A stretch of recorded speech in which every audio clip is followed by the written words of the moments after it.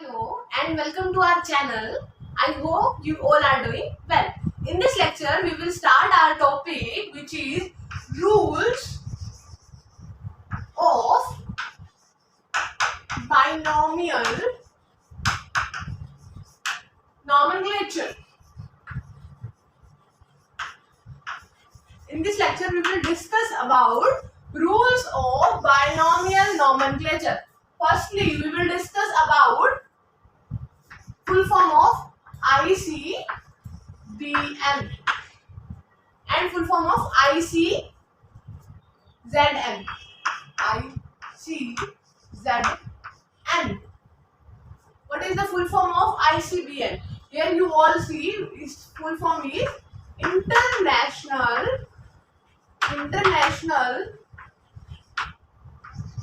Code of Botanical Nomenclature.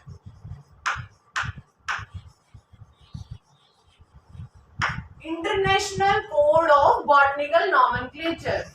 This is important question. What is the full form of ICBM? International Code of Botanical Nomenclature. Yes, students. In your NCERT book, यहाँ पे इस जगह पे 4 given है. इस जगह पे क्या गिवन है? 4 गिवन है, बट एक्चुअल में क्या आएगा? ऑफ आएगा. The correct answer is of. बहुत बार क्वेश्चन आता है कि फुल फॉर्म क्या होगी आईसीबीएम का, और क्वेश्चन ऑब्जेक्टिव टाइप होता है और उसमें ऑप्शंस आते हैं. एक में 4 दिया होता है, एक में ऑफ दिया होता है, कंफ्यूज करने के लिए. ठीक है. यहाँ बॉटनिकल की जगह बायनोमियल दिया होता है, तो यहाँ कंफ्यूज नहीं होना. यहाँ पे बॉटनिकल नॉमेनक्लेचर की बात होगी. हालांकि हम पढ़ रहे हैं binomial nomenclature, but still we are discussing about botanical nomenclature. क्या फुल फॉर्म ऑफ ICBM क्या होगा? International code of, not for. यहाँ स्टार मार्क कर लो. ठीक है. यहाँ पे क्या आएगा? International code of botanical nomenclature is the full form of ICBM. Similarly international code of zoological nomenclature. Botanical related to plants and zoological related to animals. Okay. Our first rule is, let us discuss about this international code of botanical nomenclature. It is the collection of names, scientific names, collection of scientific name of plants according to rules of nomenclature.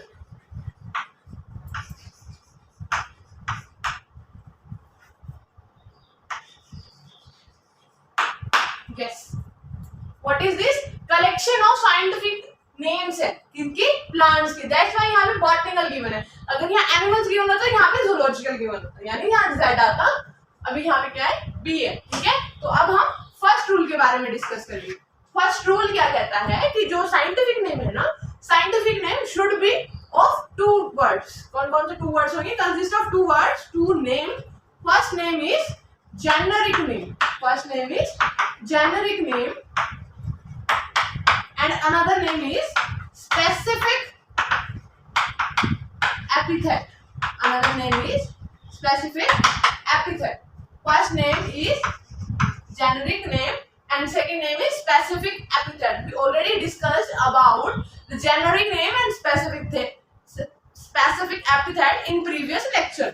Now we will discuss about, for example Mangifera indica. Okay. According to this rule, generic name should always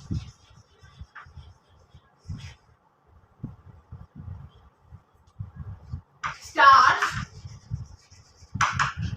with capital letter. Generic name should always start with capital letter and epithet name always starts with small letter. इससे start होना चाहिए small letter से. First name क्या कहता है कि जो generic name है जो फर्स्ट नंबर पे प्लेस किया जाता है, after that specific epithet place किया जाता है, तो जो फर्स्ट नेम है वो किससे स्टार्ट होना चाहिए? कैपिटल लेटर से. For example Mangifera indica. Now according to this rule, सबसे पहले जो मैंने नाम लिखा है ये क्या है, इसका जेनेरिक नेम है। क्या है इसका? जेनेरिक नेम है, ठीक है। और ये क्या है, इसका एपिथेट नेम है। What is this? This is epithet name, specific epithet name, ठीक है। तो अब इस रूल के अकॉर्डिंग जो जेनेरिक नेम है should always start with capital letter. तो क्या ये कैपिटल लेटर से स्टार्ट हो रहा है? M is here capital letter. Next is specific epithet. Specific epithet should always start with small letter. Here I is small letter. This is specific epithet or specific name in which I is in small letter. Okay. Now, what is the important point in this rule? Important point is if name starts with or based on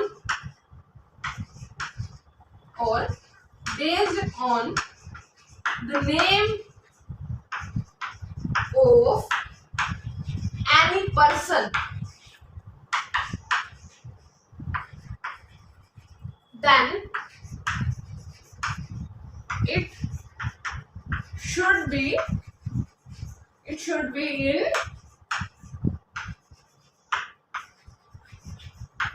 capital letter. इसमें होना चाहिए इसको capital letter में। Okay. अगर ये name किससे start हो रहा है, किसी भी पर्सन के नेम पे बेस्ड है। If scientific name is based on any person's name और any person, then it should be start with capital letter. For example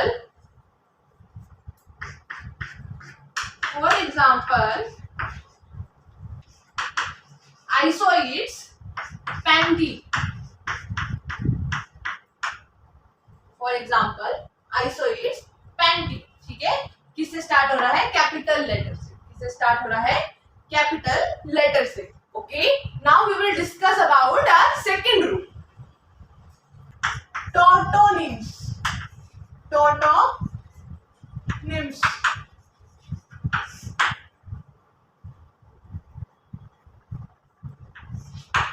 Our next rule is tautonyms.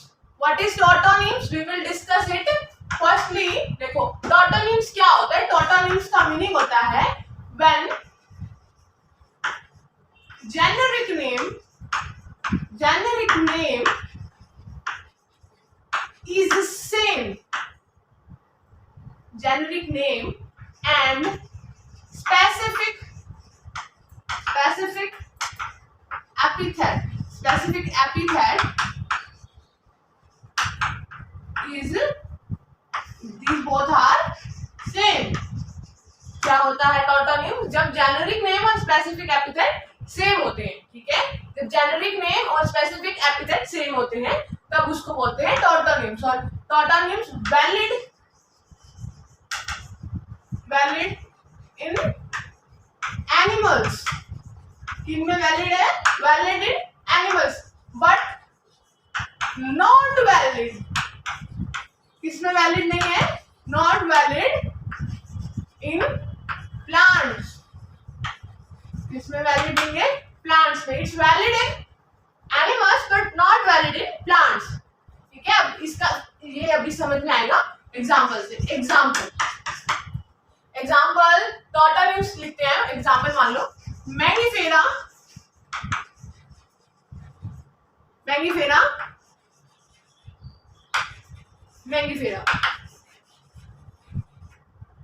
क्या है ये टॉटोनिम्स बन गया। मींस जेनेरिक नेम और specific epithet same हो गया, ठीक है। तो ये टॉटोनिम हो गया।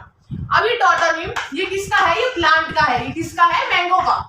प्लांट्स में इन्वॉल्व होता है। किसका है ये? मैंगो का। बट अगर ये प्लांट का है तो ये टॉटोनिम वैलिड नहीं होगा, ठीक है। अगर ये प्लांट का है तो ये टॉटोनिम वैलिड नहीं, ठीक है। अब एग्जांपल ले लो। अनदर एग्जांपल इज नाजा। ये है इसका जेनेरिक नेम, ये है इसका स्पेसिफिक एपिथेट। ये है इसका जेनेरिक नेम, ये है स्पेसिफिक एपिथेट। अब ये किसका है? ये साइंटिफिक नेम है इंडियन कोबरा का। Indian cobra which is included in animal kingdom. Animal kingdom that means ये एनिमल से बिलोंग करते हैं, तब ये टोटोनिम वैलिड है। मीन्स इंडियन कोबरे का जो साइंटिफिक नेम है वो नाजा होगा। अनदर एग्जांपल भी ले लेते हैं। अनदर एग्जांपल किसका लेते हैं? रैट का। रैट का रेटस, रेटस, रेटस इसका एग्जांपल है रैट का। कौन सी कैटेगरी में आता है? एनिमल कैटेगरी में। तो ये भी वैलिड है और ये भी वैलिड है, बट ये वैलिड नहीं है। ठीक है, अकॉर्डिंग टू दिस रूल ये वैलिड नहीं है बिकॉज ये प्लांट्स में इन्वॉल्व होते हैं और ये वैलिड है। ये टोटोनिम्स वैलिड है क्योंकि ये एनिमल कैटेगरी में आता है। Okay, let's come to our next rule which is our third rule.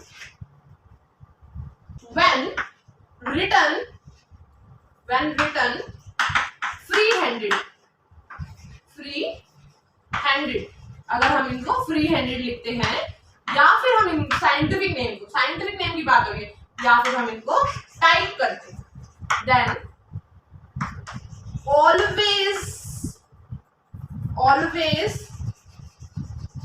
क्या होना चाहिए? Always should B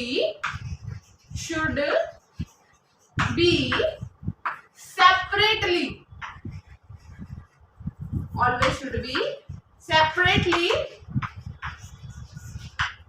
underlined.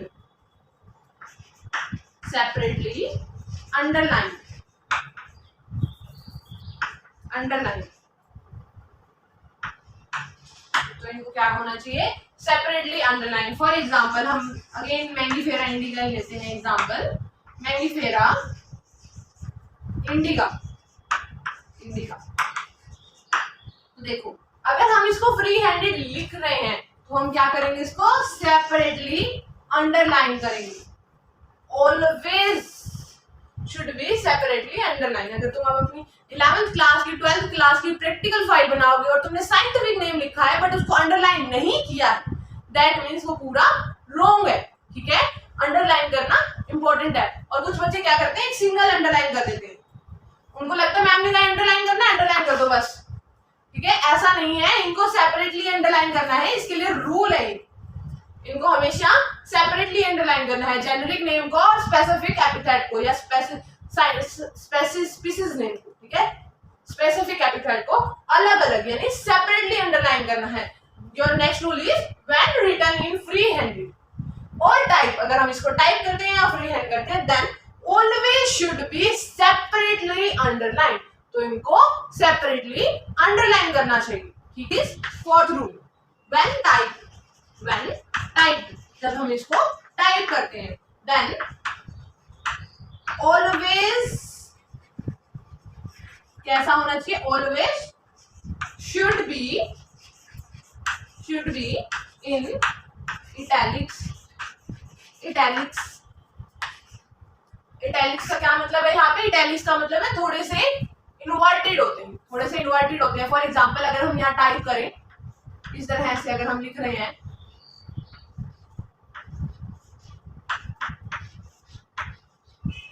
For example, अगर कंप्यूटर लैंग्वेज में इस तरह से कैसे लिख रखे हैं हमने, रोमन लेटर में लिखा हुआ है, इसको जनरल लेटर्स में लिखा हुआ है, जो भी उसमें फॉन्ट होता है, जो भी वर्ड आप यूज करते हैं, तो यहाँ पे हम इसको सेलेक्ट करके हम इसको क्या करते हैं? इटैलिक्स कर देंगे। मतलब ये जो फॉन्ट है वो थोड़ा सा इस तरह से हो जाएगा। कंप्यूटर में तुमने देखा भी होगा, जब हम टाइप करते हैं तो हमारे पास ऑप्शन आता है अंडरलाइन करने का, बोल्ड करने का, इटैलिक करने का। ठीक है, तो जब हम टाइप करते हैं तो साइंटिफिक नेम हमेशा इटैलिक्स में होना चाहिए।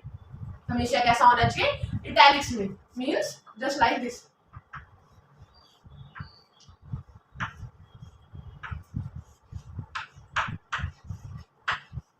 ये कैसे बन जाएगा? इटैलिक्स। ठीक है, तो जो ऑप्शन आता है ना बोल्ड, इटैलिक्स, अंडरलाइन, तो वहां पे होता है italics.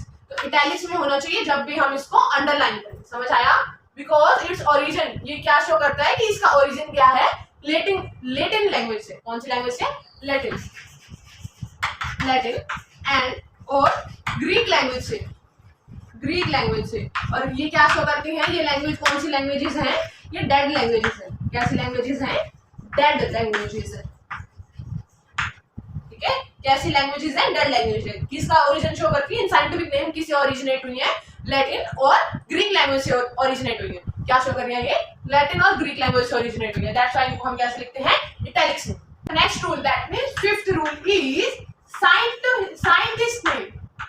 Scientist name which scientist who proposed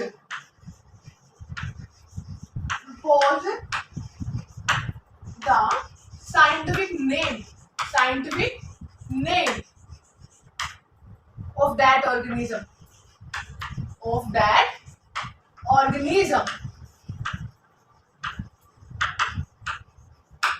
किस साइंटिस्ट की बात कर रहे हैं, उस साइंटिस्ट के नेम की बात कर रहे हैं जिसने उस ऑर्गेनिज्म का नामकरण किया है, ठीक है, जिसने उस ऑर्गेनिज्म का नोमेनक्लेचर किया, दैट मींस नामकरण किया। तो scientific name should be in small letters. कैसा होना चाहिए, स्मॉल लेटर्स में होना चाहिए। आफ्टर, कब प्लेस करना है इसको, after scientific name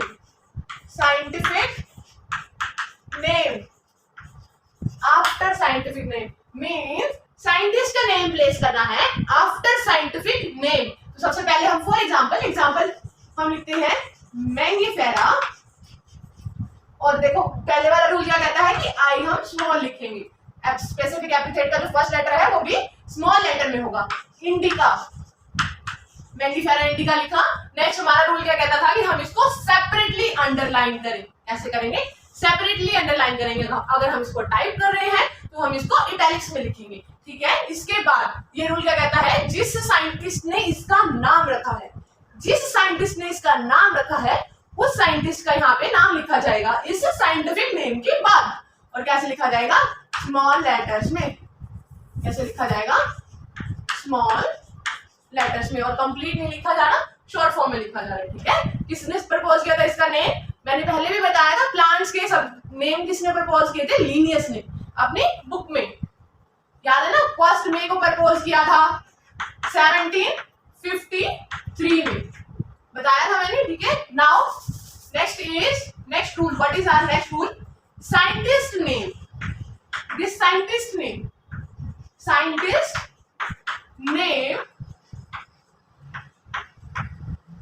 should neither be in italics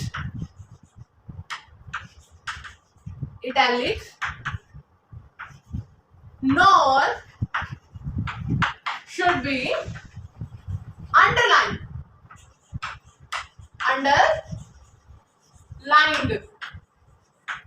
okay. It should be